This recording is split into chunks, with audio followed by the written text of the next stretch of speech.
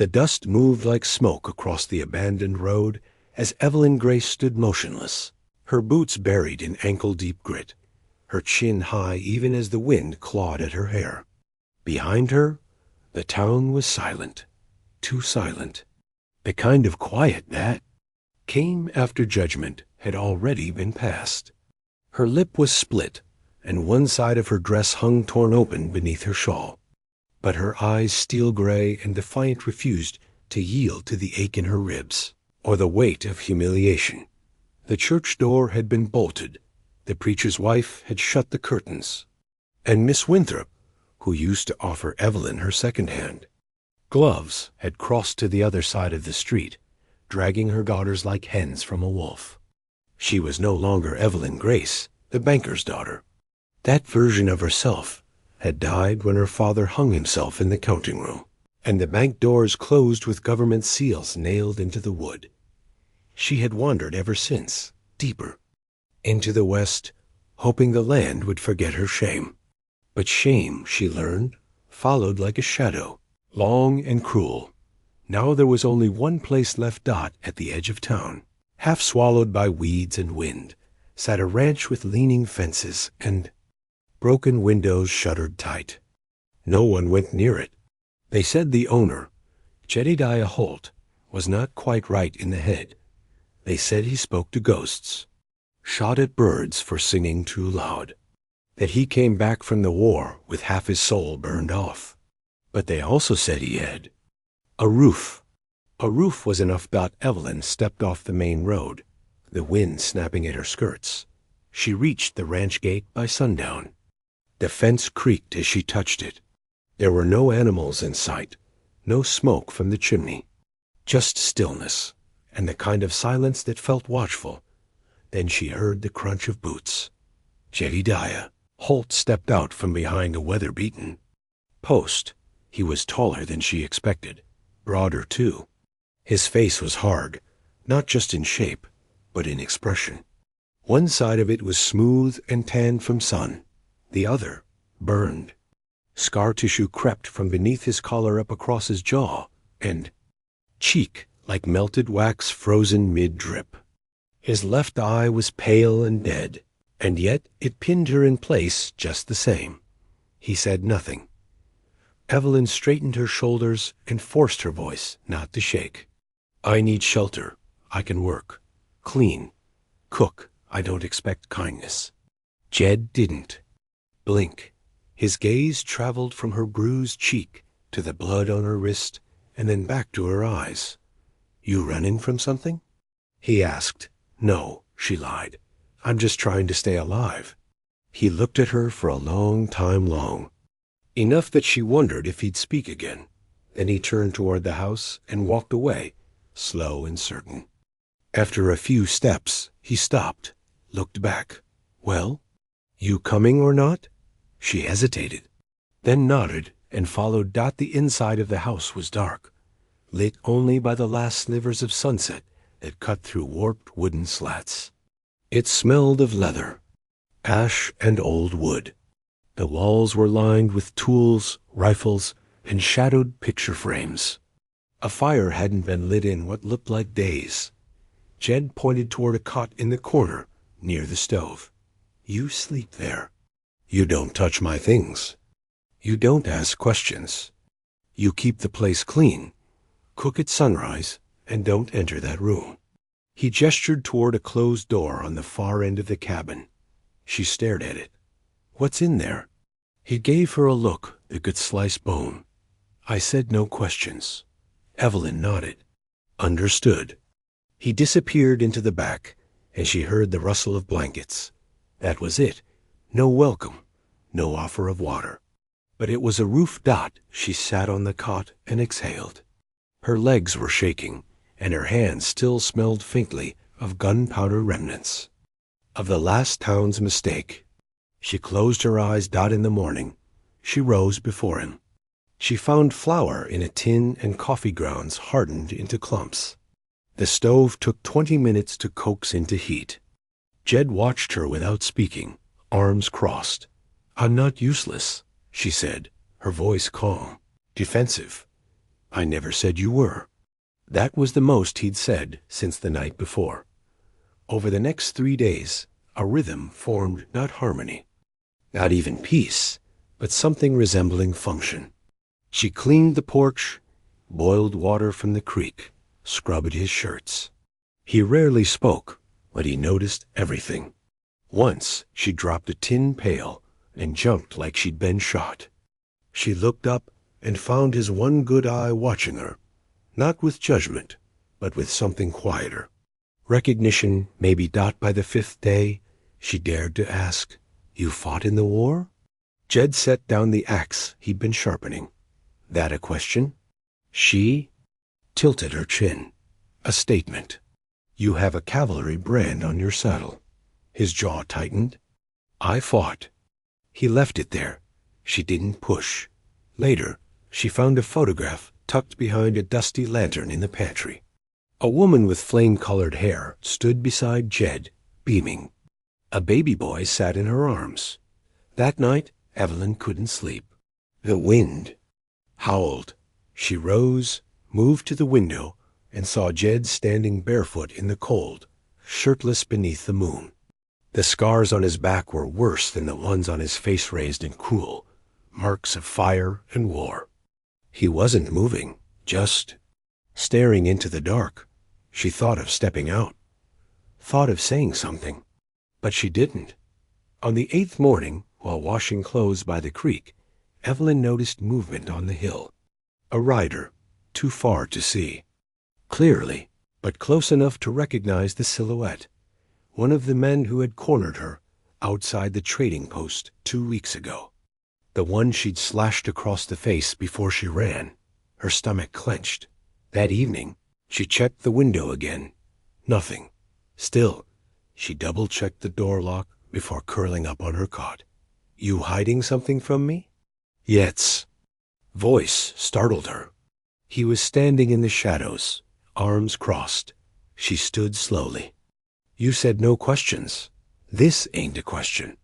Evelyn looked him in the eye. "I ran. From a man who tried to take what wasn't his. I fought back. I think he's looking for me." Jed nodded once. "You bring trouble to my door. I'll deal with it." "Why?" He hesitated, then shrugged. "Because I've seen worse than you, and you're trying." It wasn't affection. It wasn't trust.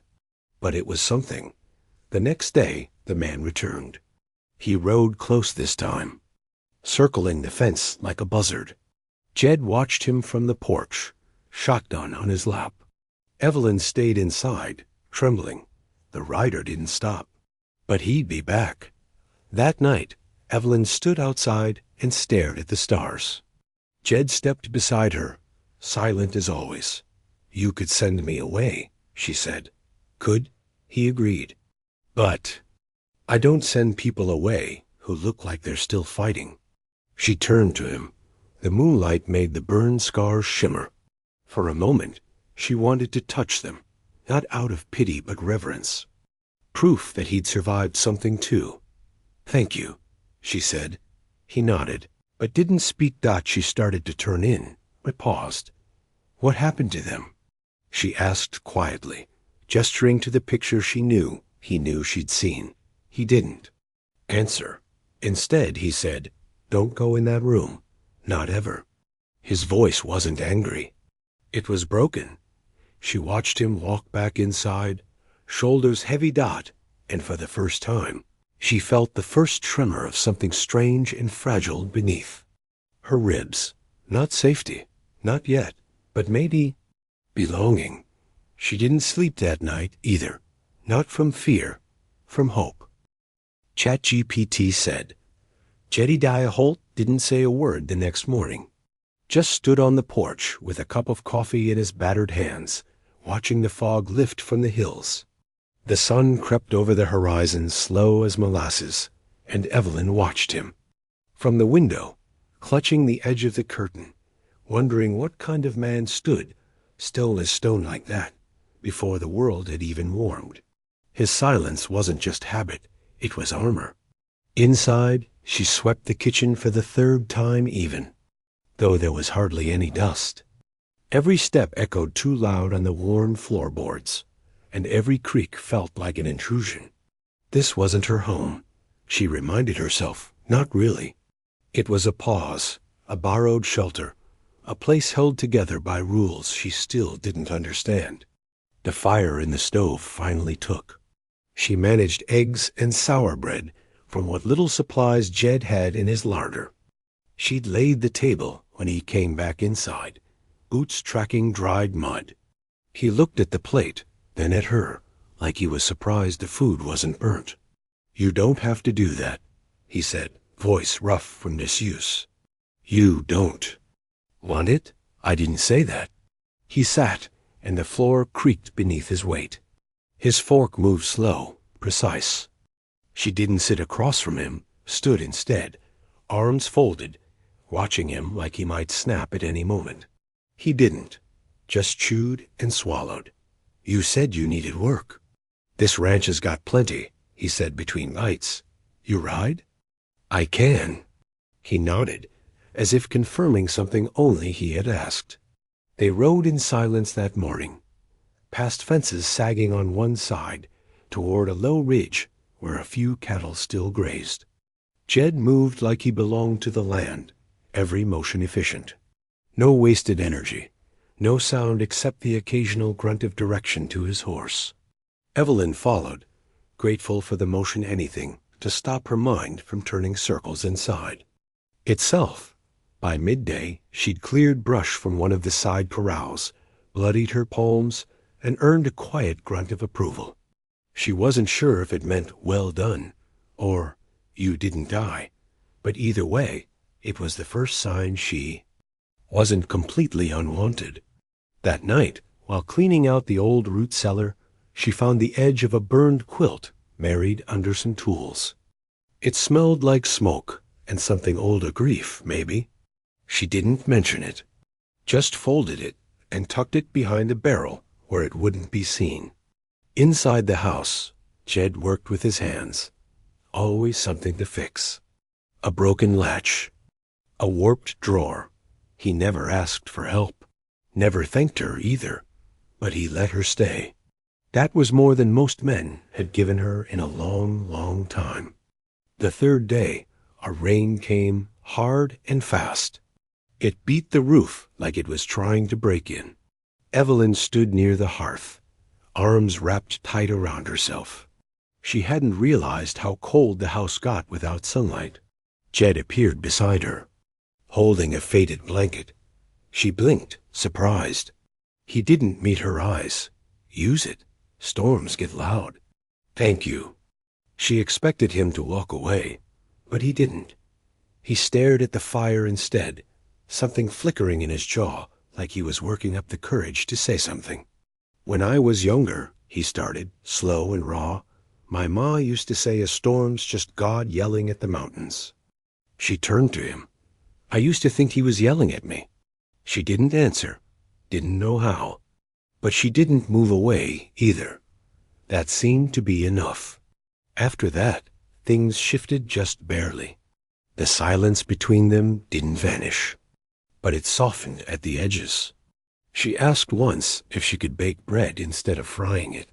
He didn't say yes, but he left fresh flour on the table the next morning. Evelyn began to notice things. The way Jed sat on the porch for hours with his rifle across his lap, but never pointed it at anything. The way he winced when he twisted certain ways, like something deep inside him hadn't healed right. The way he always touched the frame of the door to the closed room whenever he passed it, like he was paying some kind of respect to ghosts. And she noticed how he looked at her, not with hunger or pity, but with distance, like she was a puzzle he hadn't quite decided to solve. One evening, she found him in the barn, rolling up his sleeve to rewrap a bandage on his upper arm. It was red and angry, skin tight and pink around the edges. Infection, maybe. "Let me see that," she said. "I've had worse." "I believe." "It doesn't mean you should ignore it." He watched her, weighing her tone, her hands, her posture. Then he sat down on a hay bale, and for the first time let her touch him. His skin was hot. The wound smelled wrong. She cleaned it with water and whiskey, tied a clean rag around it, and when she pulled away, she found his eyes not on the wound, but on her. "You from back east?" he asked. "Yes." "What happened?" "My father lost everything." "Then?" "He lost himself. I lost the house. Then everything else." She didn't elaborate, and he didn't ask her to. After a long pause, he said, "You've still got something." "Like what?" "Fire." She stared at him. "That's not something. You bury. You've either got it or you don't." The words lodged somewhere deep in her ribs. No one had ever told her that before. Not her father. Not her fiancés, especially not him. He'd seen her as a pretty thing to parade, a name, not a soul. That night she didn't sleep. Instead, she lay on the cot, staring at the ceiling, wondering what kind of man Jedediah Holt really was. He looked like a man cut from stone, but there was something underneath. A tenderness buried so deep, even he didn't know it was still alive. 2 days later, she made a mistake. She was dusting the bookshelf, rarely used, except for a few old war logs and some tattered Bibles, when she noticed a scrap of cloth sticking out from behind the shelf. Curiosity was a dangerous thing, but she pulled it anyway. It was a child's drawing, faded crayon on yellowed paper. A man, a woman, and a small boy with red curls. A name scribbled at the bottom, Eli. She stared at it until her throat tightened. That night, she couldn't stop thinking about it, about the locked room, the photo, the fire scars. So she opened the door. Inside, dust blanketed everything.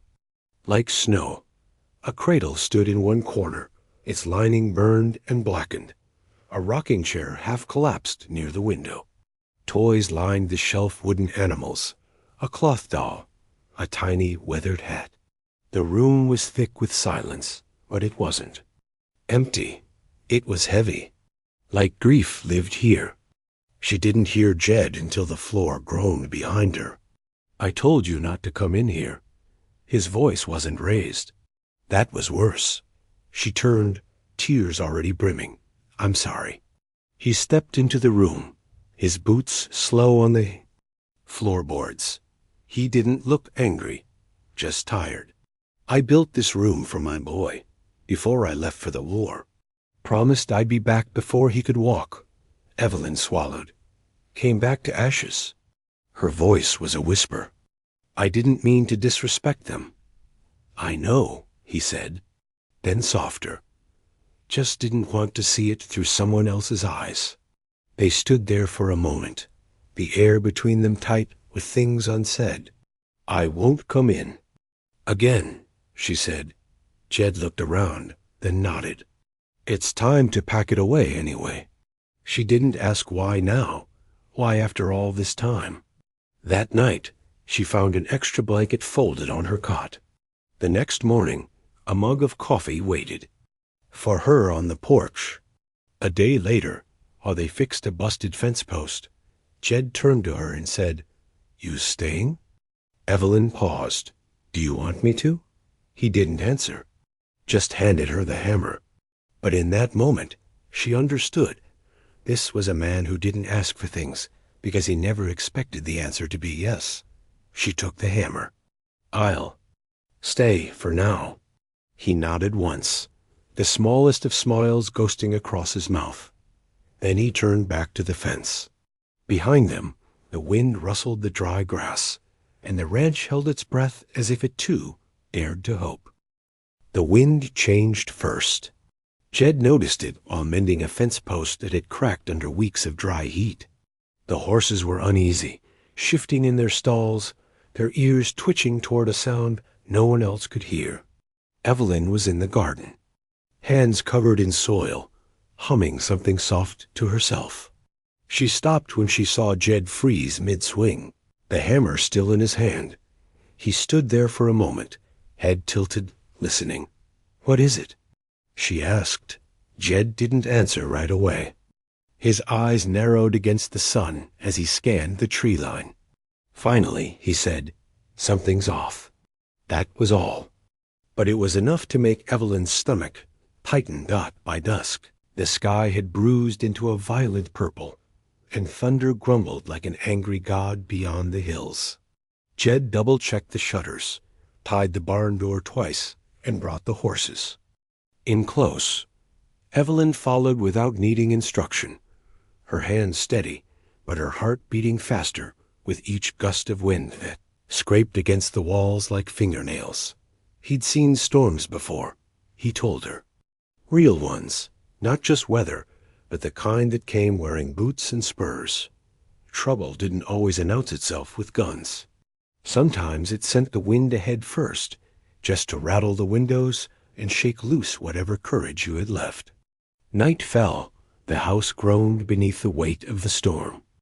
Rain lashed sideways, beating against the roof so hard it sounded like it would tear through. Evelyn sat at the table, trying to read, but every creak and crack outside made her flinch. Jed sat across from her, oil lamp flickering between them, cleaning his rifle with slow, practiced movements. "Do you think they're coming?" she asked, voice barely louder than the wind. He looked up. "I think men like that don't let go of grudges easy." She didn't have to ask which men. The one with the scar she gave him, he was still out there, still remembering the sting of rejection and the mark she left on his face. She'd thought he was gone, thought maybe the distance, the quiet, had buried his desire for vengeance. But storms dig up things you thought were dead. Jed reassembled the rifle and set it gently on the table. "We'll keep watch. If they come, they won't catch us sleeping." Evelyn nodded. Her palms were slick with sweat, though the room was cold. She went to the window and pulled the curtain back a sliver. Lightning split the sky, illuminating the empty yard in a flash of silver and shadow. Nothing moved. Yet dot around midnight, the wind fell quiet. Too quiet, Jed stood suddenly, as if pulled by a thread. He grabbed the rifle, moved to the front door, and opened it just an inch. Evelyn stood beside him. "What is it?" He didn't answer, just listened. Then, beneath the silence, came the unmistakable sound of hoofbeats. Slow, deliberate, not from the road. From the field, Jed turned to her, his voice low but clear. "Get the lantern. Get to the loft." "No, this isn't a discussion. I'm not hiding while you stand out here alone." The look he gave her was sharp, almost angry, but beneath it was fear not for himself, but for her. Before either of them could speak again, the first shot rang out.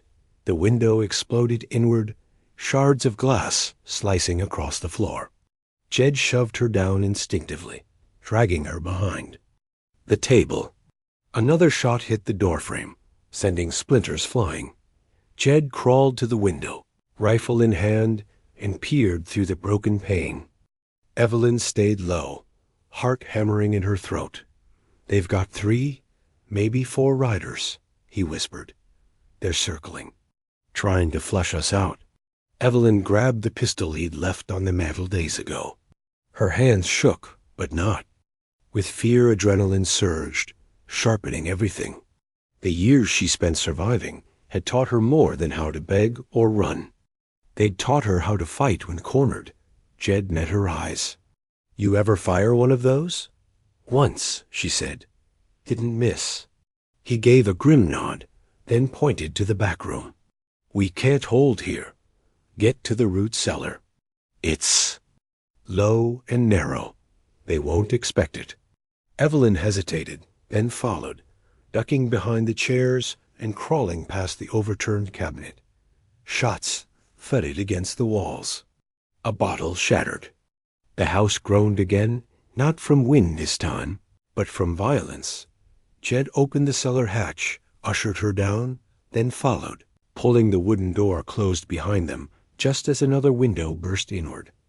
Dust rained from the ceiling. In the pitch black, they were close enough to feel each other breathe. The silence stretched, thick with tension.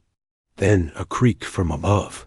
Boots on floorboards. Jed held up a finger, motioned for silence. Evelyn clutched the pistol in both hands. Bracing herself, they waited. Footsteps moved across the kitchen floor, slow and deliberate. Someone whistled a lazy, mocking tune. A different voice spoke. "Where's the pretty one, Holt? You still keeping her all to yourself?" Evelyn's grip tightened. Jed didn't move. Didn't breathe. Another step.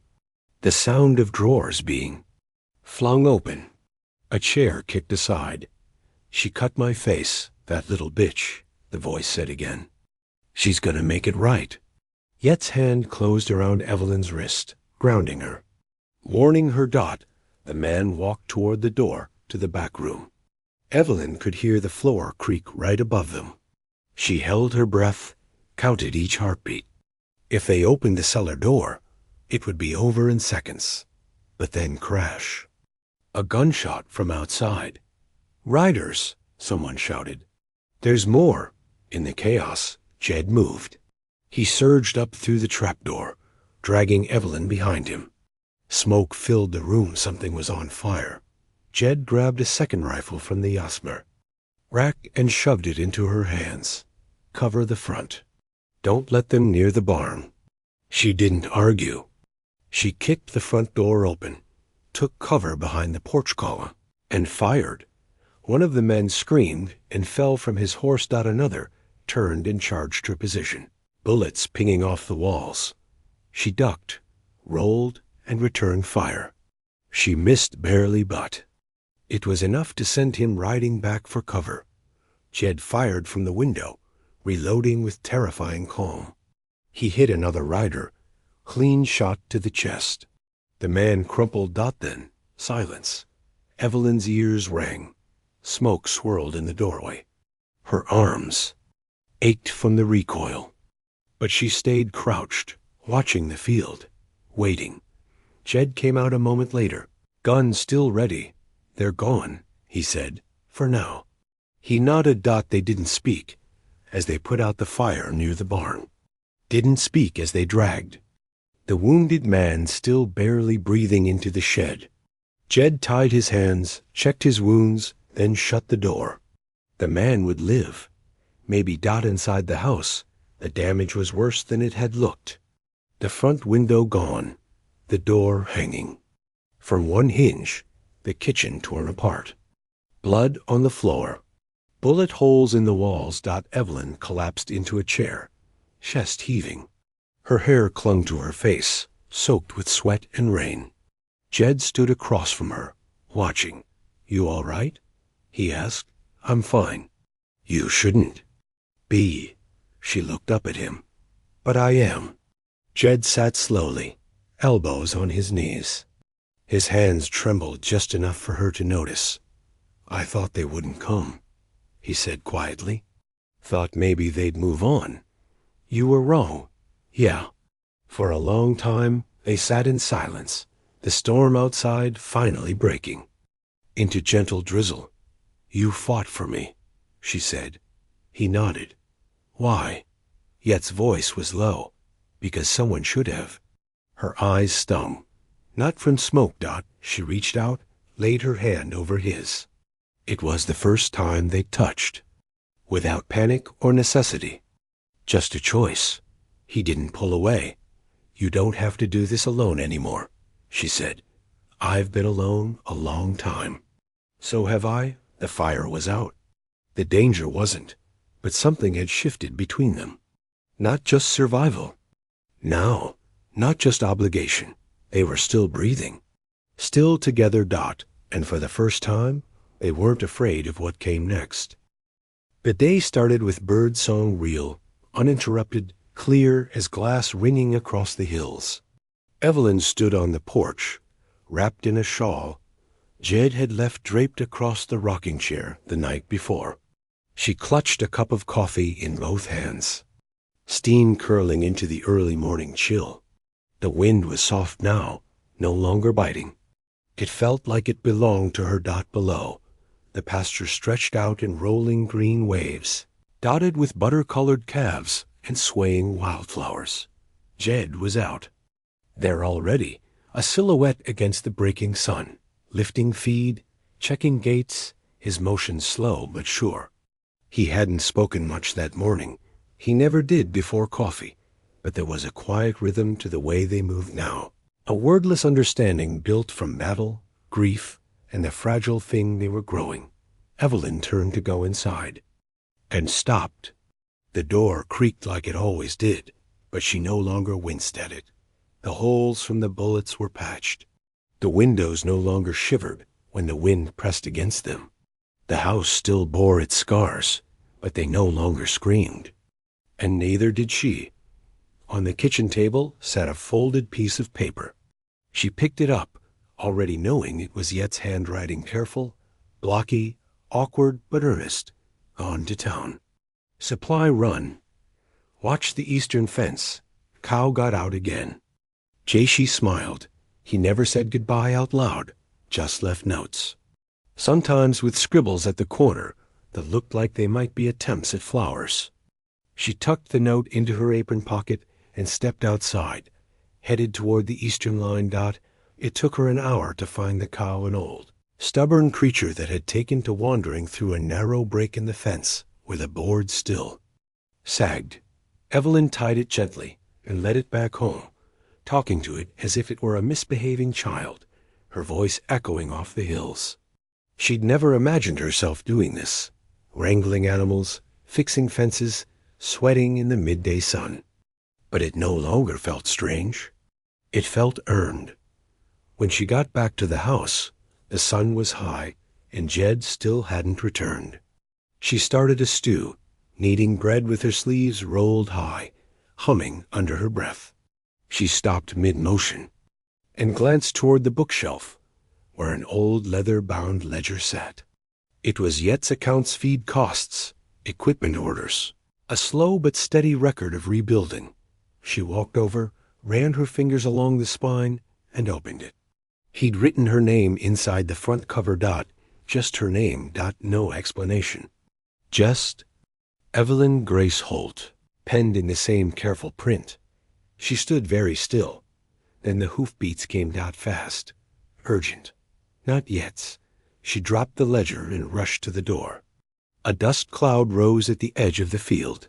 One rider, pale horse, light hair whipping in the wind. A woman. The rider pulled up hard and dismounted, her boots hitting the ground with the confidence of someone not used to asking permission. Is this Jedediah Holt's land? The woman called Evelyn stepped out. Cautiously. Yes, I need to speak with him. He's in town. The woman cursed softly and looked toward the horizon. She had the look of someone who'd ridden for miles. Without stopping, her coat was caked with dust. Her cheeks flushed from sun and speed. Is it urgent? Evelyn asked. The woman's eyes flicked toward her, assessing quickly. Name's Margaret Clay. My brother rode with Mercer. Evelyn's heart stopped. Margaret continued. I've been chasing his ghost for 6 weeks.